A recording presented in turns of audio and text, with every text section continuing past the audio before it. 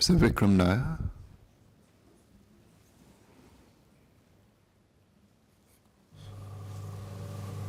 Minister, I think I applaud Singapore's approach in taking a calm, sensible approach to the problems. But one of the things that causes me great concern is I think there have definitely been very constructive sounds coming out of our MFA. And after the meeting on the 8th, I think the Minister Saifuddin, there was a commitment to de-escalate. Yet less than 2 days after that, 5 vessels came into our waters. Shortly after that, the Johor Menteri Besar came in. So it may well be that ministers' counterparts are sincere, but does that reflect the entire Malaysian government? And if they're not able to properly control or represent the rest of the Malaysian government, what can Singapore do in the event we get further intrusions into our water or airspace?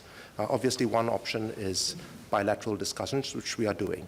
But if one side is being sincere and the other side is not, or is not able to follow through with actions, what can we do?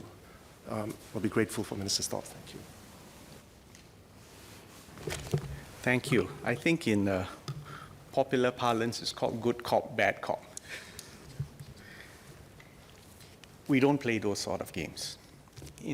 I cannot speak for Malaysia, but I can speak for Singapore.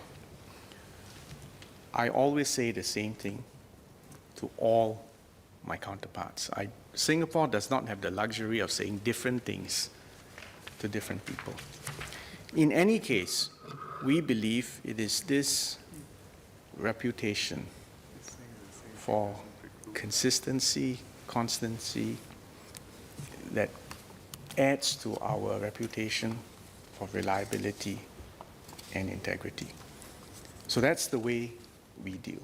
Sometimes it may come across as we are boringly consistent, and we seem to studiously avoid chest thumping and other manifestations of nationalism. But I would submit that this is the appropriate posture for a small, tiny nation state like Singapore. Not that we are passive, not that we give in, but consistency. Now, specifically dealing with a counterpart or another country which may not obey the same conventions and rules.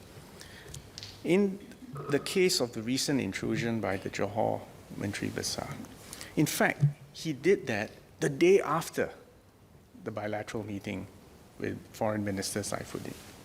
And as I said just now, completely against the spirit of the meeting and against the spirit of the agreements. Could we just let it pass in the name of, well, we just had a successful meeting, we're getting along, let's not sour them? No, the answer is we cannot just let it pass. We had to take action. That's why we had to postpone the meeting. So my point is, do not take Singapore's consistency, and some would say even predictability, for granted. We will always take appropriate measures to safeguard our interests, and any country dealing with Singapore must not assume that it is cost-free to embark on any adventures or antics against us. There will be consequences. So it's, I hope members appreciate this fine line that I'm trying to follow.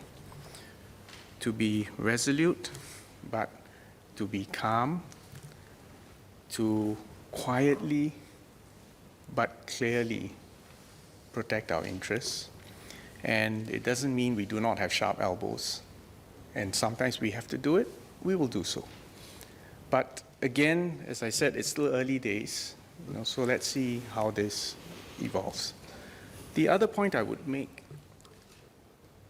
especially for younger Singaporeans, is that the nature of the relationship between Malaysia and Singapore will always be unique and special. And we must never be surprised, both at the upside and the downside. It is, in psychological parlance, what you will call an emotionally labile relationship. We must not be caught surprised or flat-footed about it. I believe we shouldn't aggravate the emotional angst, but at the same time, we must also firmly protect our interests and to tell the other side that there will be consequences for actions that are taken against Singapore.